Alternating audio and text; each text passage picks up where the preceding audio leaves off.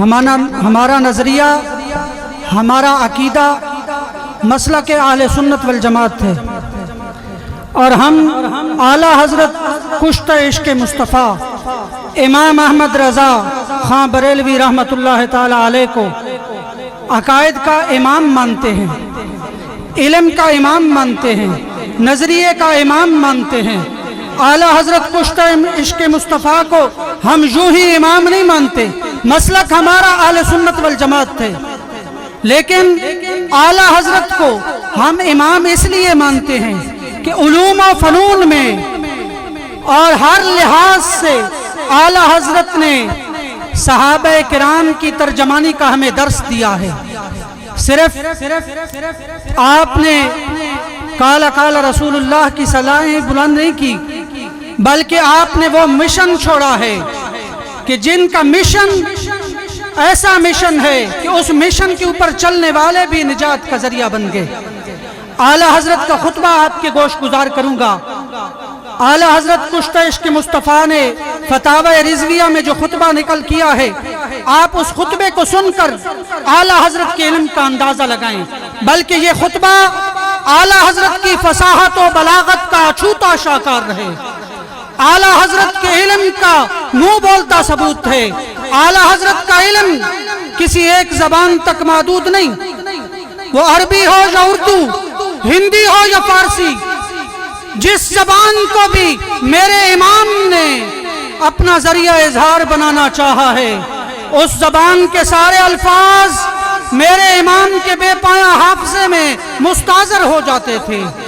اعلیٰ حضرت نے ہر لحاظ سے خوش اسلوبی کا حق ادا کر دیا ہے، خواہ وہ نظم کے اندر ہو یا نثر کے اندر، یہاں تک کہ اعلیٰ حضرت خود اپنے ہی کلام کے متعلق ارشاد فرماتے ہیں۔ آپ فرماتے ہیں، کہتی ہے بلبل باغ جناں کہ رضا کی طرح کوئی شعر بیاں نہیں، ہند میں واصف شاہ ہدا مجھے شوقی طبع رضا کی قسم۔ اعلیٰ حضرت نے جو خطبہ نقل کیا ہے، اس میں 70 سے زائد کتب فقہ کے اسماء کو اور اعلام اور ائمہ کے اسماء کو اس انداز میں ترتیب دیا ہے کہ کہیں حمد کے غنچے چتک اٹھے ہیں تو کہیں نعت کے گجرے تیار ہو گئے ہیں اور کہیں منقبت کے پھول کھل اٹھے ہیں۔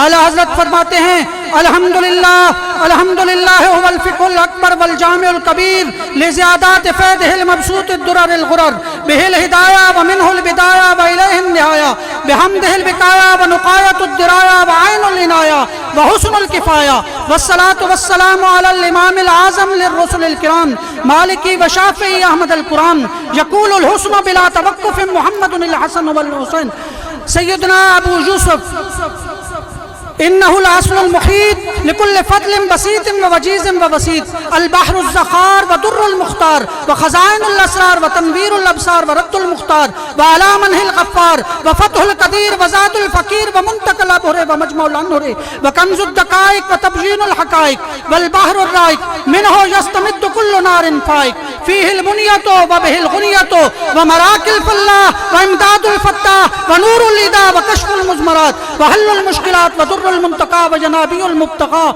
وتنوير البصائر وزوائر الجواهر البدائع النوادر المنزه وجوبا عن الاشباع والنظائر مغني السائلين ونساب المساكين الهاوي القدسي لكل كمال القدسي المنسي الكافي الوافي الشافي المصفى المصطفى المستصفى المجتبى المنتقى الصافي عمدة الأواخر وخلاصة الأوائل وعلى آله وصحبه وآله وحزبه مصابيح الدجى ومفاتيح الهدى لا سيما الشيخين الصاحبين الآخذين من الشريعة والحقيقة بكلا الطرفين كل منهما نور العين ومجمع البحرين وعلى مجتهد ملته وأئمة أمته خصوصا الأركان الأربعة والأنوار اللامعة وابنه الأكرم الغوث الأعظم ذخيرة الأولياء وتحفة الفقهاء وجامع الفصولين فصول الحقائق وشرح المهذب بكل زين وعلينا معهم وبهم ولهم يا أرحم الراحمين أما بعد فأعوذ بالله من الشيطان الرجيم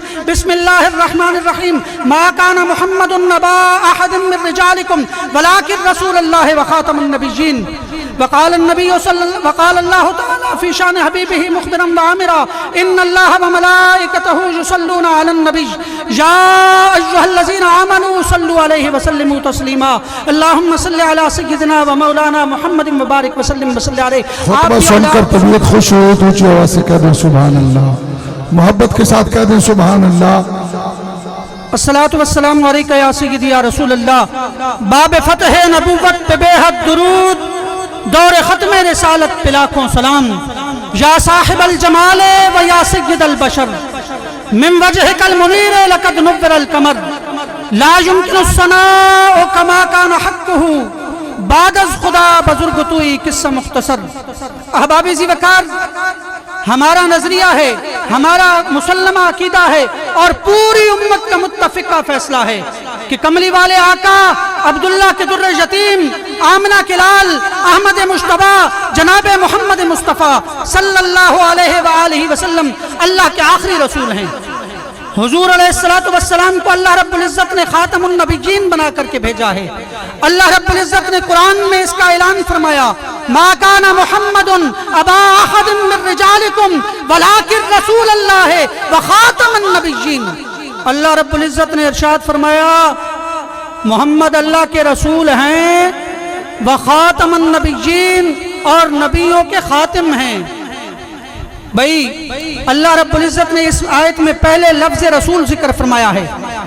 لفظ رسول واحد ہے، اس کی جمع ہے مرسلین. پہلے آیت کے ایک حصے میں اللہ رب العزت نے ارشاد فرمایا ولیکن رسول اللہ، اللہ کے رسول ہیں. آگے فرمایا خاتم النبیین. لفظ رسول کی جمع نبیین نہیں ہے بلکہ لفظ رسول کی جمع مرسلین ہے. لیکن اللہ رب العزت نے یہاں لفظ رسول ذکر فرما کر آگے خاتم النبیین فرمایا، نبیوں کی جمع ذکر فرمائی. نبی کی جمع ہے نبیین. اور اس میں حکمت یہ تھی کہ اللہ رب العزت نے اعلان فرما دیا قرآن مجید فرقان حمید میں آقا کریم علیہ السلام کی ختم نبوت پر مہر لگا دی. اللہ رب العزت نے ارشاد فرمایا محمد اللہ کے رسول بھی ہیں اور خاتم النبیین بھی ہیں، تاکہ کوئی بعد میں آنے والا بدبخت، کوئی لانتی یہ نہ کہے کہ ہاں میں محمد عربی کو اللہ کا رسول مانتا ہوں، اللہ کا رسول تو مانتا ہوں، حضور کی رسالت کا تو اقرار کرے، لیکن کہے کہ ہاں میں بھی ذلی نبی ہوں، اپنی نبوت کا بھی ساتھ ساتھ اعلان کر دے. کیونکہ اللہ رب العزت نے تو صرف لفظ رسول فرمایا ہے کہ محمد اللہ کے رسول ہیں. نہیں کوئی بعد میں آنے والا بدبخت لانتی یہ نہ کہے کہ میں ذلی نبی ہوں. اس کے لیے اللہ رب العزت نے نبوت کے دروازے بھی بند کر دیے خاتم النبیین کا لفظ ارشاد فرما کر کے. اللہ رب العزت نے فرمایا محمد عربی خاتم النبیین ہیں، نبوت حضور کے بعد ختم ہو گئی. کملی والے آقا نے خود ارشاد فرمایا، میرے رب نے بھی قرآن میں اعلان فرمایا، آقا کریم علیہ السلام نے بھی ارشاد فرمایا. حضرت سیدنا ابو ہریرہ رضی اللہ تعالی عنہ اس حدیث کی راوی ہیں. عن ابی ہریرہ رضی اللہ تعالی عنہ قال قال رسول اللہ صلی اللہ علیہ وسلم فضلت علی الانبیاء بست. آقا کریم علیہ السلام نے ارشاد فرمایا اے میرے صحابہ، اللہ رب العزت نے مجھے باقی نبیوں پر 6 وجوہات پر فضیلت بخشی ہے. 6 وجوہات پر فضیلت بخشی ہے. وہ 6 چیزیں کون سی ہیں؟ میرے آقا نے فرمایا اوتیتو جوامع الکلم، اللہ رب العزت نے مجھے جامع کلمات عطا فرمائی ہیں. جامع کلمات، فصاحت و بلاغت، قرآن کے بعد فصیح و بلیغ زبان کملی والے آقا کی زبان ہے. اللہ رب العزت نے آپ کو فصاحت و بلاغت عطا فرمائی ہے.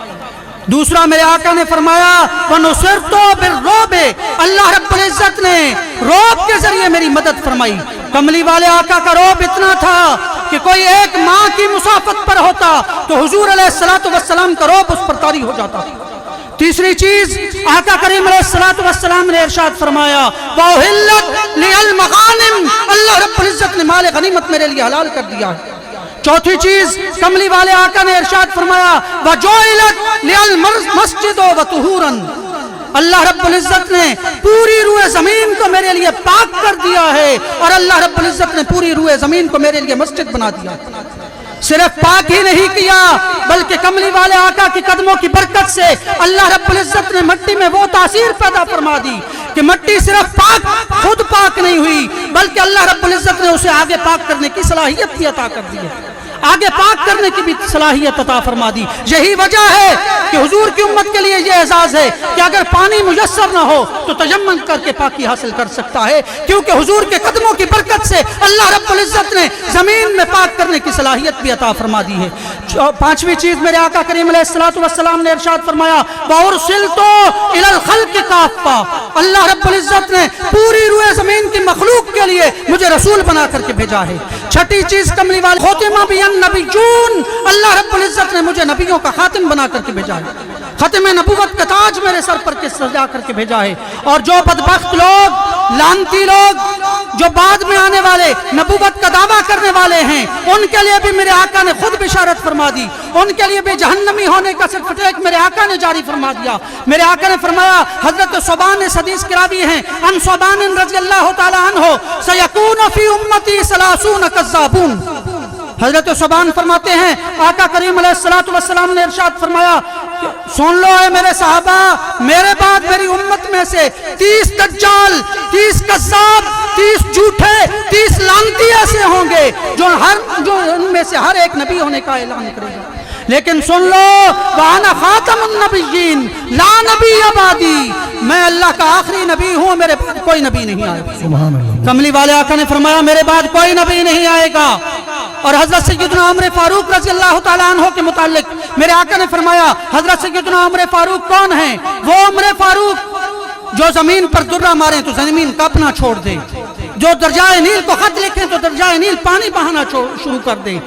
آقا کریم علیہ الصلوۃ والسلام کے وہ جلیل القدر صحابی جن کو اللہ رب العزت کی بارگاہ میں دعائیں مانگ مانگ کے حضور نے لیا تھا حضرت عمر بن خطاب کو، باقی سارے صحابہ حضور کے مرید ہیں اور حضرت سیدنا عمر فاروق حضور کی مراد ہیں۔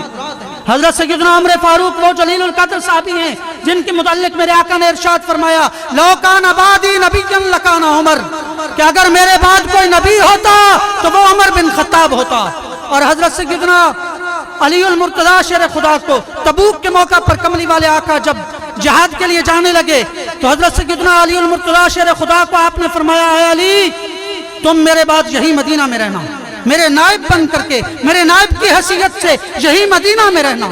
حضرت سیدنا علی المرتضیٰ شیر خدا نے دست بستہ درخواست کی یا رسول اللہ صلی اللہ علیہ وسلم، اب علی کیا اتنا کمزور ہو گیا ہے کہ مدینے کی عورتوں اور بچوں کے پاس علی بیٹھے گا اور صحابہ باقی جہاد کریں گے، مجاہد جہاد کر رہے ہوں گے اور علی مدینے میں بیٹھے گا؟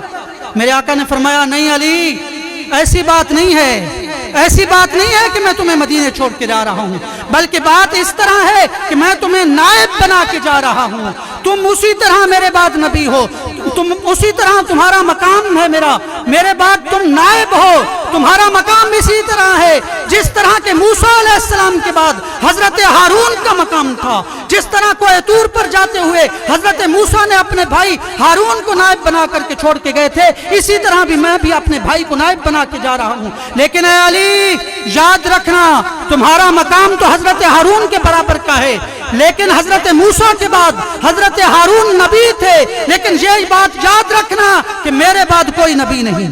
سبحان اللہ، سبحان اللہ۔ حضرت سیدنا علی المرتضیٰ شیر خدا کے متعلق بھی میرے آقا نے فرمایا میرے بعد کوئی نبی نہیں۔ حضرت عمر کے متعلق بھی میرے بعد آپ نے فرمایا کوئی نبی نہیں، اگر کوئی نبی ہوتا تو وہ عمر بن خطاب ہوتا۔ یاد رکھو ہم حضرت سیدنا عمر فاروق کو بھی، حضرت سیدنا علی المرتضیٰ شیر خدا کو بھی حضور کے بعد نبی نہیں مانتے، ان کا مقام بڑا ہے لیکن ہم ان کو بھی نبی نہیں مانتے۔ جب ہم حضرت عمر کو بھی، حضرت علی کو بھی حضور کے بعد نبی نہیں مانتے تو پھر کوئی قادیان کا دجال، کوئی قادیان کا کانا، کوئی قادیان کا بدبخت اور لعنتی اٹھ کر اعلان کر دے کہ میں ذلی نبی ہوں تو ہم اس کو ہرگز نبی تسلیم نہیں کر دیں گے، بلکہ ہم اپنے آقا کی حدیث پر عمل کریں گے جو میرے آقا نے فرمایا کہ انا خاتم النبیین، میں اللہ کا آخری نبی ہوں، میرے بعد کوئی نبی نہیں۔ آقا کریم علیہ الصلوۃ والسلام کے بعد نبوت کے دروازے بند ہو گئے، یہی وجہ ہے کہ جب حضرت عیسیٰ بھی آئیں گے تو حضور علیہ الصلوۃ والسلام کے امتی ہو کر کے آئیں گے۔ اللہ رب العزت میرے شکستہ الفاظ قبول فرمائے۔ وآخر دعوانا